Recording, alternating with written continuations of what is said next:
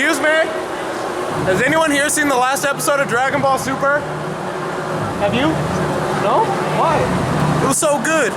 Vegeta got his moment of truth. Well, bam, oh my goodness. What's up, everybody? Today, I am going to be reviewing episode 38 of Dragon Ball Super. And oh my goodness. Oh my gracious. This episode made me sad. Not because of the quality of the episode itself, but more so because of what happened to my boy Vegeta. Without going into too much detail, I can break down what happened in the fight best by just showing you guys through this the following may be very hard to watch, but here is what happened to Vegeta.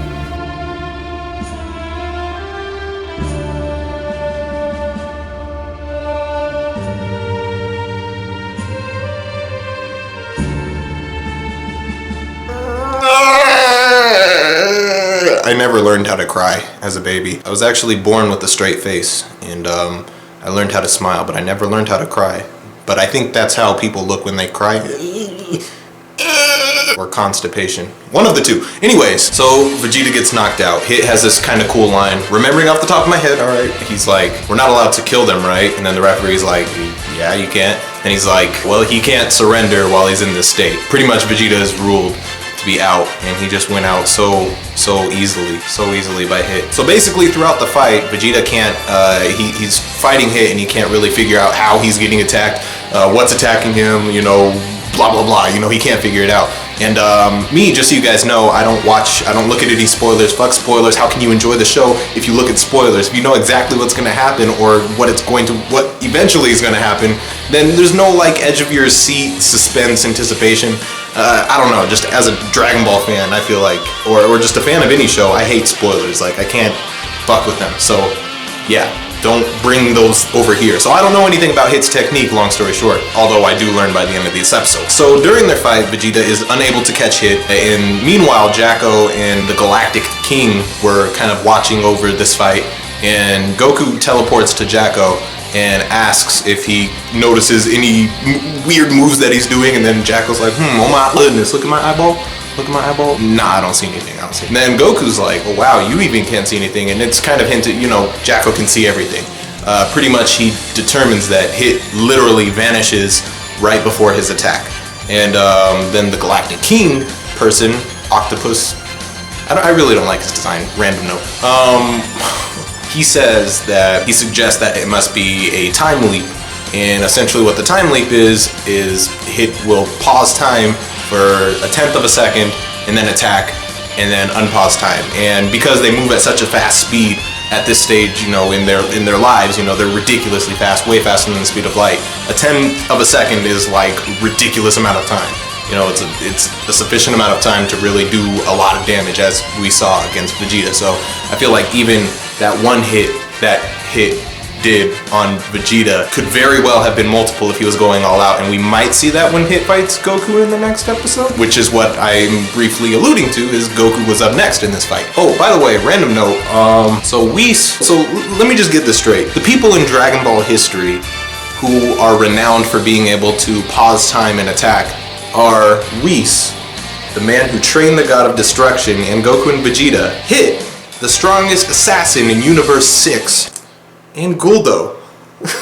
Isn't that kind of, Toriyama, what? I mean, I know Guldo's was different, but he could hold his, like, he could stop time for a long time and still move around, so, like way longer than Hit, but he's obviously way less, you know, effective. But it's crazy how Guldo falls into the category of those people who can stop time. I don't know, just random thing I noticed.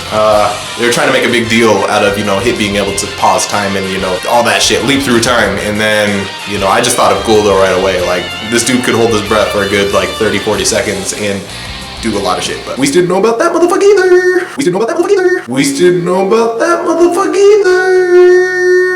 Anyways, up next is Goku versus Hit.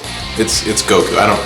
If some people ask where the came from, there's multiple sources, but you don't need to know about that, do you? Before Goku goes on, I already touched on this in my last video. Matter of fact, I'm just gonna leave a link in the description, but Monaka, he ain't shit. He's an amateur. Like I said in my Monaka video, I think that Beerus was just, you know, his intention was so Goku and Vegeta didn't think that they were top shit in the universe, and they had a source of motivation, like, oh, there's just this random guy who's stronger than us in the universe, you know, we must not be that strong, you know, whatever, let's train. But I don't really like that reason for Monaka, you know, I don't know, I wouldn't call it bad writing, because maybe Beerus is just stupid. Sorry, Rhymestyle, I know that's your favorite character, but I think I shat on Champa too, which is, in a way, shitting on, well, not shitting on geekdom, but, you know, I've thrown shade at both of you guys' favorite characters, but my favorite character is Vegeta, and he got mollywopped this episode, so I can't really say anything. Goku versus Hit. Goku starts off in his base form, and Hit right off the bat is like, aren't you going to transform? Because he knows Goku can transform. He's seen Goku Super Saiyan. I don't know if he knows that he can transform into a Super Saiyan Blue, because Goku has never gone Super Saiyan Blue. I said that so fast for no reason. Anyways, Goku says, no, I'm not going to transform. I want to kind of feel this fight out in my base form, figure out how you fight, and then I'll transform. I'll take it up a notch later. Classic Goku shit. By the way, this whole episode, to me, the art and animation, like I said, this review's all over the place, but fuck it, you know, I'll do this crazy thing. It's been a while since I've said it, called whatever the fuck I want to do. The art and animation was 50-50. What I mean by that is they sacrificed the quality of the art in order to have very fluid animation. There were some derpy faces, like in some of the keyframes to me, and you guys know me, if you've been watching enough of my reviews, you know I don't really shit on the animation, like ever. Like, I don't think I ever have. But there was some scenes, like, where Vegeta and Hit's eyes would be, like, all, like, kind of roundy, and, like, they just felt very, I don't know, just, I don't have a word, blobby? Blobby. I don't know what that means, but we're gonna use that word, blobby. But the animation was extremely fluid, so what I think is, as you guys know, the first season of Dragon Ball Super, when it was released on Blu-ray and DVD, they touched up all the keyframes, they made the art look phenomenally better, you know, not perfect, but way, way better. I think this is gonna be a similar concept, you know, Toei, I would imagine their production staff, you know, whoever's in charge is probably like, all right, we want this fight to have extremely fluid animation, you know, the art, you know, just get the pictures done fast kind of thing so we can get the animation done, because animation is not an easy thing. So that's why I hate when people shit on Dragon Ball Super's animation, because it's not an easy thing, especially when you're on a week-to-week basis, blah, blah, blah.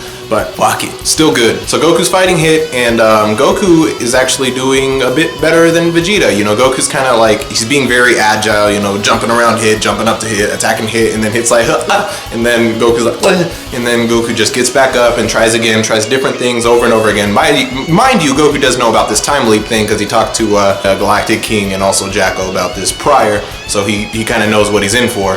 And then eventually he blocks one of Hit's attacks, and everyone's like, oh my goodness, how did he do that? What it turns out to be is Goku says that he is kind of predicting Hit's attacks before he throws them. So he predicts where Hit is going to attack in the next 10th of a second and blocks it.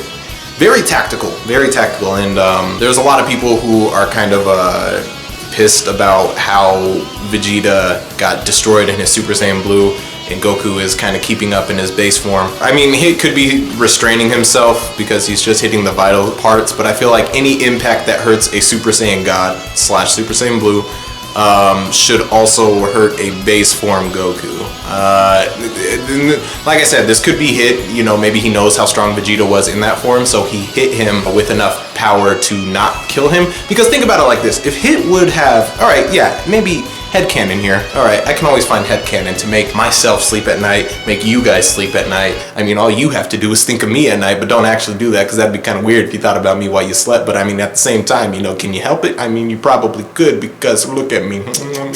You don't want to think of this at night. And this isn't even my final form. My headcanon is, you know, Hit knows he's not supposed to kill these people, so when he kind of gets a feel for how strong somebody is, maybe based off of how fast they come at him or how hard they're hitting at him, he knows how hard he needs to hit them to not kill them, pretty much. Because he even asked the ref, like, yeah, we're not supposed to kill these guys, right? You know, kind of verifying, because that's what he does, he kills people. So maybe he's over-restraining himself. You know, he saw Goku was in his base form, he's like, you're not going to transform? Then Goku's like, no, I'm not going to transform. Then Hit's like, okay, well, I can't hit him too hard to kill him, so I'm going to have to hit him a certain, you know, bit to make him not die. I don't know, headcanon. Anyways, their fight progresses. Goku's starting to get blocks and he's learning how to fight, and then at the very end, Hit's like, okay, I'm gonna go all out, and then Goku's like, okay, I'm gonna go all out too. And that's where the episode ends. The next episode preview, we see Super Saiyan Blue Goku going at it with Hit. It looks like Goku's doing very well against Hit, but it looks like Hit also has like a little rage moment where he's, you know, powering up or yelling or something. Yeah, it looks very interesting. Overall, this episode was good. The next episode looks like it's gonna be good. I'm sad that Vegeta's out, honestly, but I knew it was gonna happen. You know, their way of catering to Vegeta fans is like, hey, we're gonna let Vegeta beat 3 scrubs in the tournament, but you know, when it comes to the actual threat, we have to have Goku do it, and Vegeta's gonna be the punching bag prior. It is what it is at this point. I mean, we're used to it. This is honestly kind of a good sign if you think about it, because if Vegeta gets better than Goku, then what does Vegeta have to work for anymore? You know, other than being stronger than Beerus and Whis or something. But you know, Goku's always been his, you know, who he's pursuing. So I wouldn't be surprised if this just serves as more motivation, something that Vegeta reflects on in the future, maybe makes him more angry to train harder. I don't know, blah blah blah. Rest assured, fellow Vegeta fanboys, we will be okay. And if Vegeta doesn't do the trick, you always have the legendary Brown Saiyan of Universe 13 for you. Alright, I've dragged this on way too long. If you enjoyed this review, hey, there's a like button right there that you could slap. Slap it as hard as you would slap your crush's booty. Sorry, that got weird. Leave a comment. Subscribe if you haven't. I make shit like this all the time. Ask the subs. Ask them. Ask them right now. Ask them. You're not asking them. Oh wait, you're gonna ask yourself. You know why? That's deep, because you're gonna be a sub. You're gonna be a subscriber. I'm looking at you, new viewer. Hit the subscribe. All right, I rambled too much. Thank you so much for watching. Deion will see you next time.